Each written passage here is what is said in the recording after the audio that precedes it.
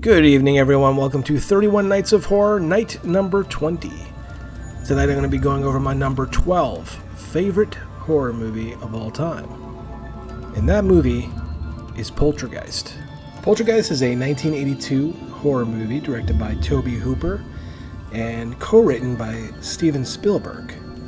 It's about a family that moves into a new home and begins to experience strange poltergeist-like activity, which quickly escalates to the point where their daughter is kidnapped by evil spirits.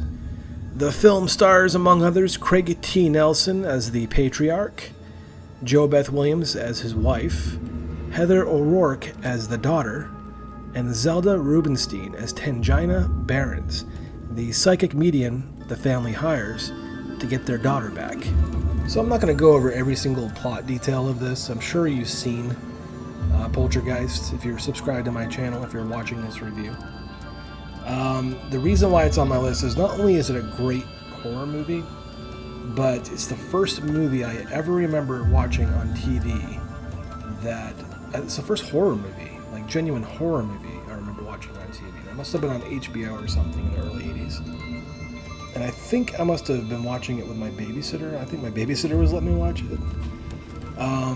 But it freaked me out, and there's some scenes in this that really aren't for kids. I think when it came out, it was like rated PG, I believe. There's some scenes that are not PG. There's a scene that really stuck with me for my entire life, is when Robbie, the son, is in front of the bathroom mirror, and his braces come to life and start eating his face, and like bits of his face, and like blood drips into the sink. That's pretty gory, and that's not something a 5 or 6 year old should be watching, probably. There's also the scene with the creepy clown doll and the toys that come to life. That freaked me the heck out. And then the big scene with the tree. Like there's a tree, like this old tree next to the kids' room that sort of comes to life during the storm. Grabs Robbie, the son, and tries to eat him.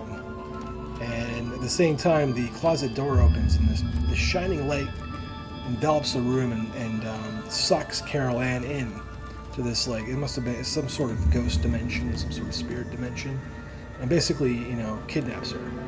So those are some really good scenes, and really freaky for a kid to watch. And also, like, at the end, when they actually, spoilers, when they get her back, and everything's like, the mom and her and Carol Ann are like covered in this like ectoplasm, this goo. That kind of freaked me out as a kid as well. And also the iconic scene where Carol Ann's sitting in front of the television with the static, and she says those two words, "They're here." That's a very iconic phrase in horror right there. There's a bit of a conspiracy theory with Poltergeist that Tobe Hooper actually didn't direct this movie, that it was actually Steven Spielberg, and I don't know if I agree with that. I don't think that's true. Tobe Hooper, if you've seen Life Force, that's a movie that has sort of a similar style. It's filmed very well, and so I don't think there's any truth in that rumor.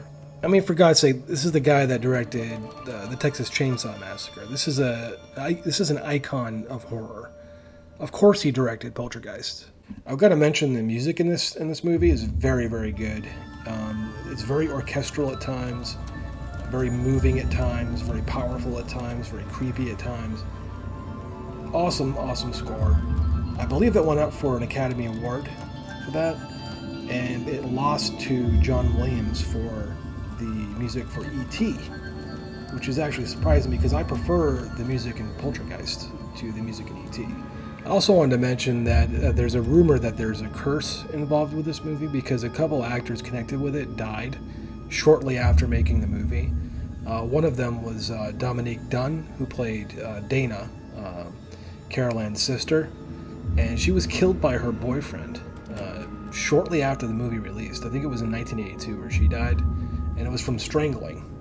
Carol Ann, the actor who played Carol Ann, Heather O'Rourke, she actually died about 6 years later, I think after the third movie. And it was some sort of weird, I think no one really knows exactly what it was. It was like flu, or I think they called it septic shock or something like that. But that's another weird death connected with Poltergeist. And there's more. Julian Beck, who played Kane in Poltergeist 2, he also died shortly after filming Poltergeist 2, I think in 1985, and that was from stomach cancer.